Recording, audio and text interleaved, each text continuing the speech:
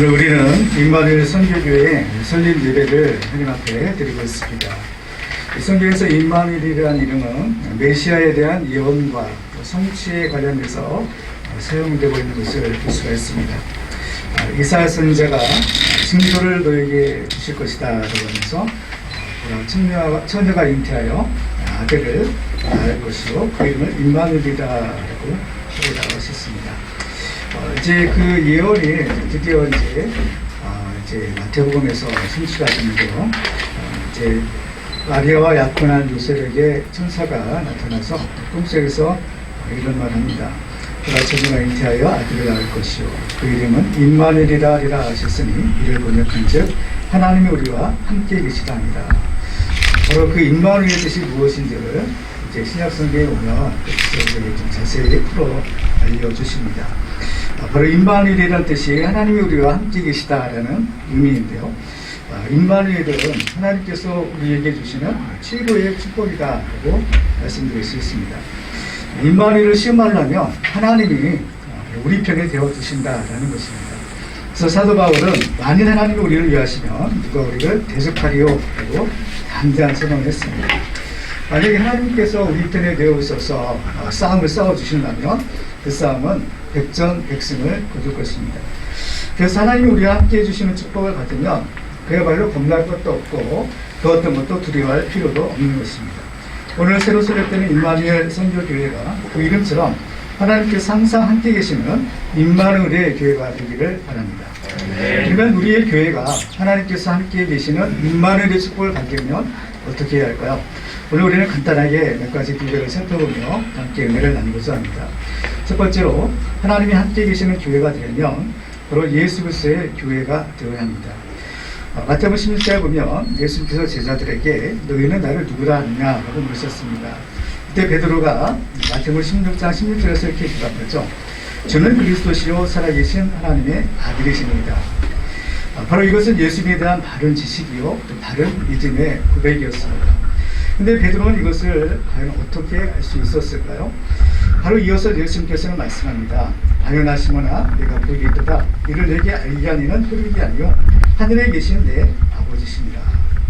바로 예수께서 그리스도요 살아계신 하나님의 아들이라는 사실은 오직 하나님께서 계시하여 알려주셔야만 알 수 있는 진리입니다. 우리는 여기서 우리가 예수님을 누구로 알고 또 누구로 믿어야 하는지를 알게 됩니다. 첫 번째로 예수님은 그리스도이십니다. 그리스도는 메시아에 해당되는 헬라어로서 기름 부음을 받은 자라는 뜻을 가진 말입니다. 이스라엘 사회에서 기름 부음 받은 직분자는 세 가지였는데 왕과 제사장 그리고 선지자입니다. 따라서 예수님은 만왕의 왕이시오 또 우리의 대제사장이요 하나님 보내신 참된 선지자로 우리가 알고 믿는 것이죠. 우리말 성경에는 번역은 안 했지만 본문을 보면 이 그리스도 앞에는 정과사 호라는 그러한 단어가 있는 것을 발견할 수가 있습니다. 그래서 직역을 해보면 당신은 그 그리스도입니다 라는 뜻인데요. 이것은 예수님이야말로 선지자들을 통해서 성경에 예언된 바로 그 메시아다라는 의미인 겁니다. 그래서 교회는 예수님을 그 그리스도로 믿는 신앙의 공동체가 되어야 합니다. 두 번째로 예수님은 살아계신 하나님의 아들이다라고 얘기했습니다. 살아계신 하나님의 아들이란 말은 예수께서 삼위일체 하나님이시다라는 것을 의미합니다. 그래서 교회는 예수 그리스도를 하나님으로 믿고 섬기는 신앙의 공동체가 됩니다. 오늘 본문에서 이 신앙 고백에서 베드로는 예수님에 대하여 주는 그리스도시요 살아계신 하나님의 아들이다라는 말을 했는데 우리말 성경에는 예수님을 주라고 번역했지만 원어 성경이나 원어 성경을 보면 바로 주라는 말 대신에 당신 또는 유라는 단어를 쓰고 있습니다. 이것은 지금 베드로가 바로 예수님을 그 면전에서 예수님 앞에서 바로 당신이야말로 그리스도시요 살아계신 하나님의 아들입니다라는 그러한 예수님 앞에서의 자신의 생생한 신앙 고백을 드리고 있다는 것을 알 수가 있습니다. 예수님은 그리스도요 살아계신 하나님의 아들이라는 사실은 객관적인 진리입니다. 이 객관적인 진리를 사람들이 인정하든 안 하든 예수는 그리스도고 살아계신 하나님의 아들이라는 사실은 변함이 없는 것입니다. 이 진리를 아는 것은 매우 귀한 하나님의 축복이죠. 하나님이 알려주지 않으면 알 수 없는 비밀이었기 때문입니다. 그런데 중요한 것은 이 예수님에 대한 객관적인 진리를 아는 것으로 그쳐서는 안 된다라는 겁니다. 하나님께서 예수님에 대한 진리를 알게 해주셨다면 이제 우리는 그 은혜에 대해서 믿음으로 응답하는 것이 필요합니다. 그러니까 하나님이 보내신 예수님을 우리가 인격적으로 믿고 예수님을 나의 삶의 그리스도요 살아계신 하나님의 아들로 영접하는 바로 예수님과 나와의 인격적인 관계가 필요하다라는 겁니다. 그래서 예수님을 나의 주님으로 믿고 영접할 때 그리스도여 살아계신 하나님의 아들 대신 예수께서 나를 다스리고 바로 나와 함께 하시는 임마누엘의 축복을 주실 수 있는 것입니다. 그래서 베드로는 예수님에 대하여 주는 그리스도시요 살아계신 하나님의 아들이다 라고 했는데 이 말을 원문에 보다 가깝게 의역을 해보면 예수님은 나의 그리스도요 살아계신 하나님의 아들로 내가 믿습니다 라는 그냥 나의 신앙 고백과 나의 믿음이 필요하다는 것을 보게 됩니다. 바로 예수는 이 베드로의 신앙 고백 위에 내 교회를 세우겠다라고 하셨습니다. 따라서 우리 교회가 하나님의 함께 계시는 임마누엘의 축복을 받기 위해서 바로 그 예수님에 대한 분명한 나의 우리의 신앙 고백이 필요하다는 것을 볼 수가 있습니다.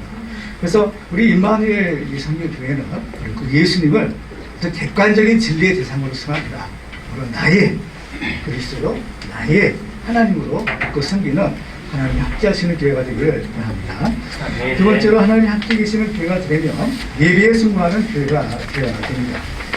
예배는 하나님과의 만남이고 또 하나님께서 예배한 자를 찾으신다고 했었습니다. 왜 예배한 자를 찾으시느냐?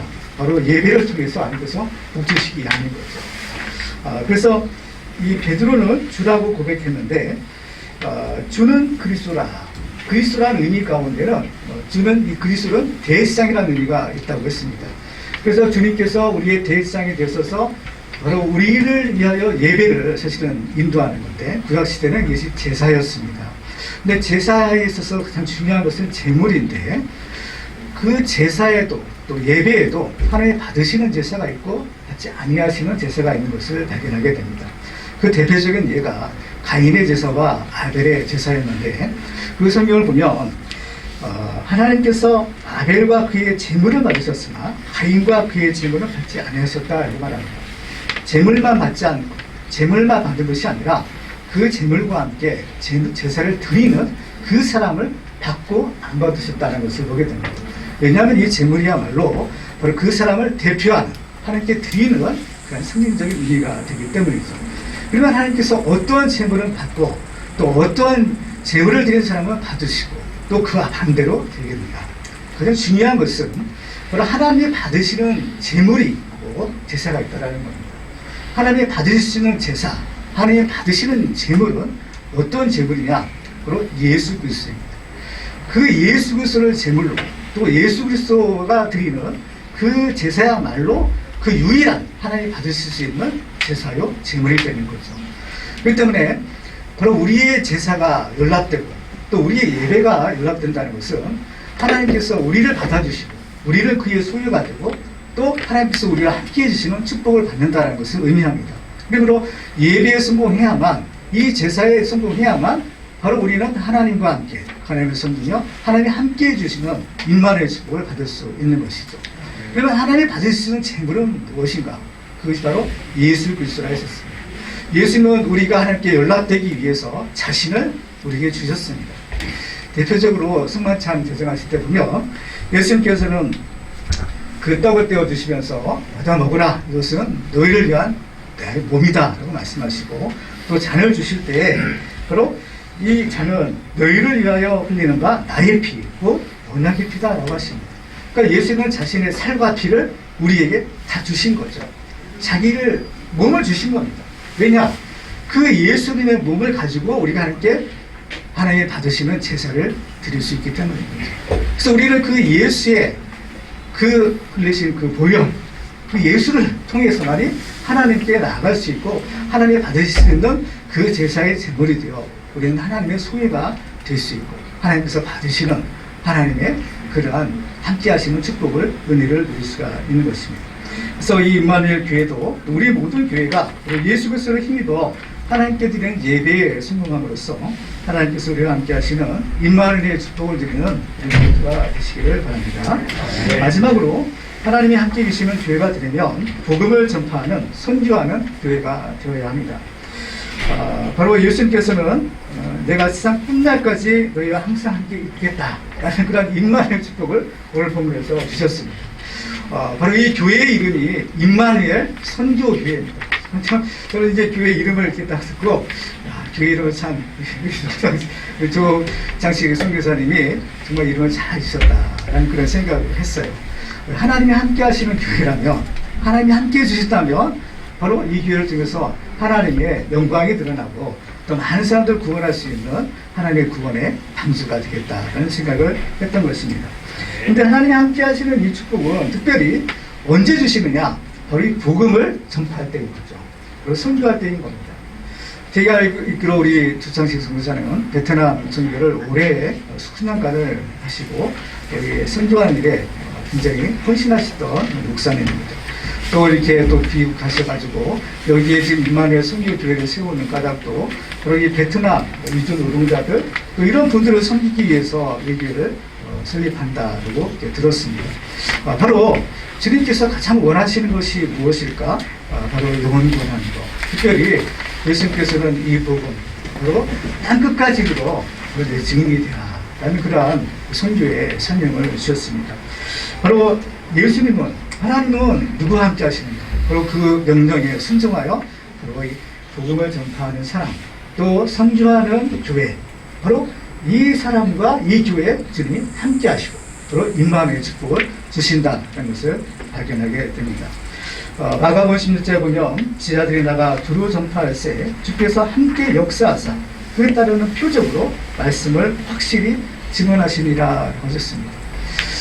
이 하나님의 함께하심, 하나님의 임재의 체험과 또 하나님의 그 능력을 체험하는, 하나님의 기적을 체험하는 현장, 그리고 가장 중요한 확실한 현장은 바로 복음을 전하는 현장이다라고 말씀을 드릴 수 있습니다. 바로 우리의 또 신앙이 조금 나태해지거나 또 희해질 때 정말 우리는 다시 복음을 전해야 됩니다. 다시 복음을 전할 때 거기에서 살아계신 하나님을 다시 체험하고 하나님의 능력을 힘입어 우리 자신도 회복될 수 있는 것을 볼 수가 있습니다. 그래서 우리 임마누엘 선교교회는 바로 이 복음을 전파하는 선교하는 사명을 잘 감당하셔서 하나님께서 정말 함께 하시는 교회, 예수께서 약속하시는 대로 세상 끝날까지 항상 함께하는 임마누엘 축복의 교회가 되기를 주님의 이름으로 축원합니다.